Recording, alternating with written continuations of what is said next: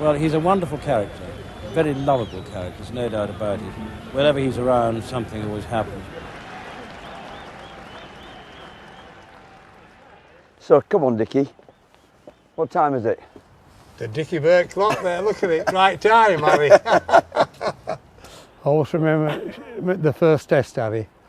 England, New Zealand, my first test here, Headingley in 1973. I was sat in that stand, I was in the ground at 6:15. 11:30 starts, Harry, and I looked down onto the field and I thought, I wonder what this test holds for me.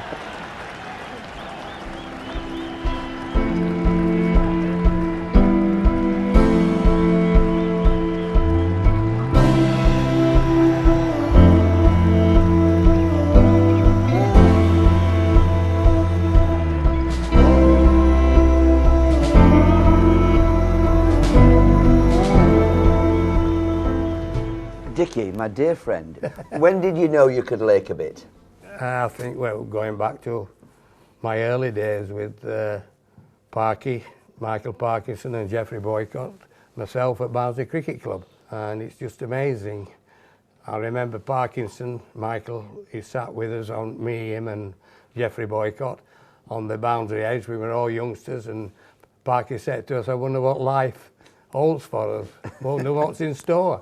And each one of different careers and went to the top. Who was the better cricketer between the three of you? Well, I think I was at the top.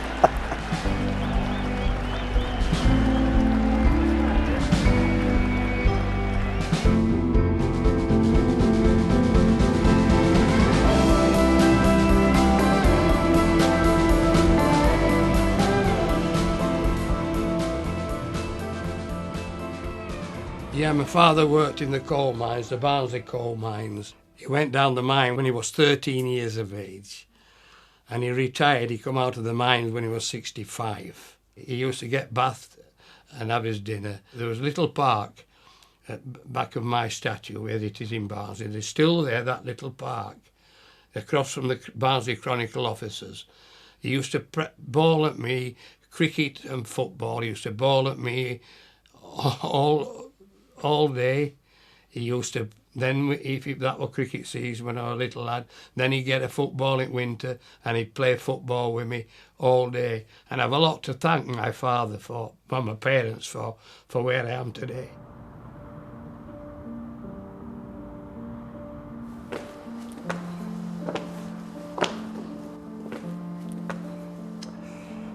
So this is it, Dickie?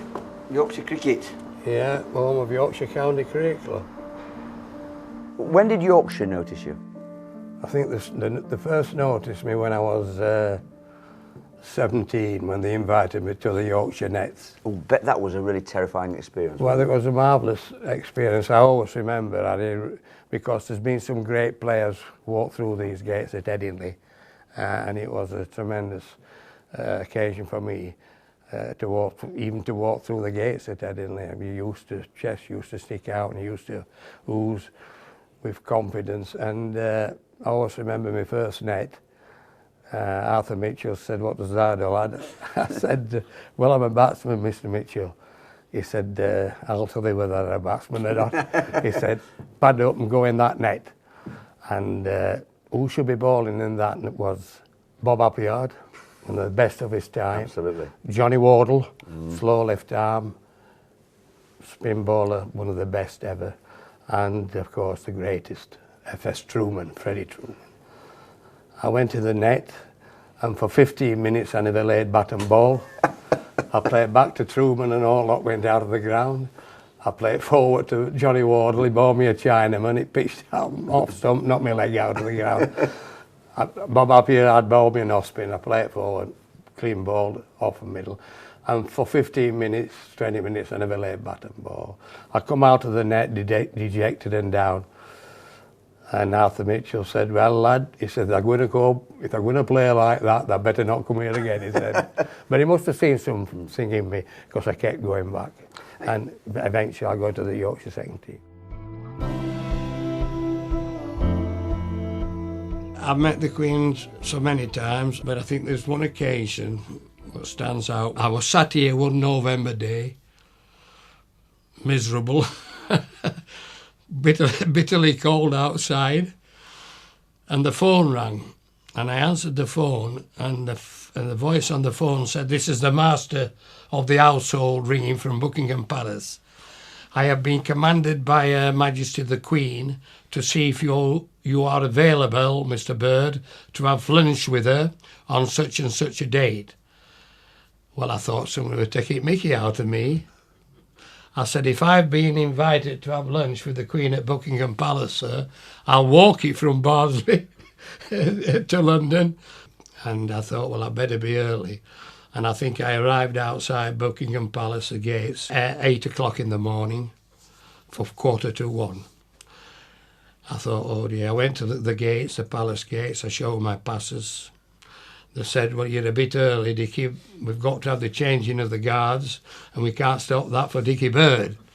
But what was very special about that occasion was there was only myself invited, and Prince Edward was there. And eventually the Queen came through and she shook hands with me. She said, "Have you had a good journey, Dickie, from the north of England, from Barnsley?" I said, "Yes, Your Majesty. I think I left at 5:10 on the 5:10 train from Wakefield to King's to King's Cross." I thought that was the day that I shall always remember. That one day stands out in my life. The greatest day of my life, wonderful day. I remember one test match here. You were officiating England against the West Indies, and boy, did you get some stick, Dickie. Yeah, it was the drains, which they had a meeting, the grounds committee, before the test match started. We'd had torrential rain before the test, thunderstorms. The ground were under a wash the day before, and the grounds committee had decided that they would block all the drains to stop the pitch from cracking, because they didn't want it to fly all over the place with this great West Indies attack. And we started the match, and after the first 4 deliveries, which I thought were marvellous, we got the game going. England were batting, Graham Gooch were taking. First 3 balls went down, and Ambrose said, "Come back here, Dickie boy, we got a big problem, man." I said, "Get on with your ball in, Amby." "No, you better come back here, man." I walked back to him, and the water was oozing out of the ground. It was above my boots, it was above his boots. And Viv Richards come over, the West Indies captain. He said, "We've got to go off, Dickie." I said, "Go off? They'll lynch me here. My home ground, they'll lynch me. We've got to go off, we've got to get the water off." So we all walked off, we got the squeegees on, got all the water off. As we walked off, the crowd shouted at me, "Oh, you're here again, Bird. Well, what's the problem this time? Beautiful day, best day of the summer, sun shining. What's the problem?" I said, "There's no problem." I said, "You need some plumbers out there. You don't need any players or umpires." This was another very, very special occasion in my life, when they bestowed the honour on me, "This is your life." All the Yorkshire players who I played with came, Raymond Illingworth and Brian Close, 2 great Yorkshire captains and England captains. He's got one on his own, Fred. There he is, the great Freddie Truman. What was very special to me was the greatest player that I've ever seen, who I've ever played against, who I've ever umpired. The greatest player to me, he was the last man who come on, and I just broke down again in tears when he walked on, and that was Sir Garfield Sobers, the greatest cricketer, all-round cricketer there's been in the history of the game. I also remember the test match at Old Trafford, England v Pakistan, and England had won the toss and decided to bat first, and at 12:30 they'd lost 2 wickets when Alan Lamb came in to bat at number 4 for England, and he came to my end. I was no strikers end. I said, "Well, get up there, Lamb, let me give you guard, you see, you're at the strikers end." He said, "I want you." I said, "What do you want?" I said, "We're in the middle of a test match, man, come on." He said, "I want you to put my mobile phone," he says, "in your pocket." I said, "What? Middle of the test match, we'll all get sacked." He said, I've got a bet in the 3:30 race, he said. I'm expecting a phone call. I said, they'll not be here at 3:30. They'll not be out here at 3:30. Anyway, he batted till lunch, then he came out after lunch. And I also remember at 3 o'clock, 20 to 4, sorry, phone rang in my pocket. God. I said, phone's ringing, Lammy. He said, well, answer it. I said, we're in the middle of a test match, man. Answer it. I said, hello, who's there? This is Ian Bolton ringing from the dressing room. Tell Lammy his horse has run last. Of all the test matches you've officiated in all around the world, is there one that stands out, the greatest test match you umpired? The best test match I ever stayed in was in Karachi, Pakistan v Australia.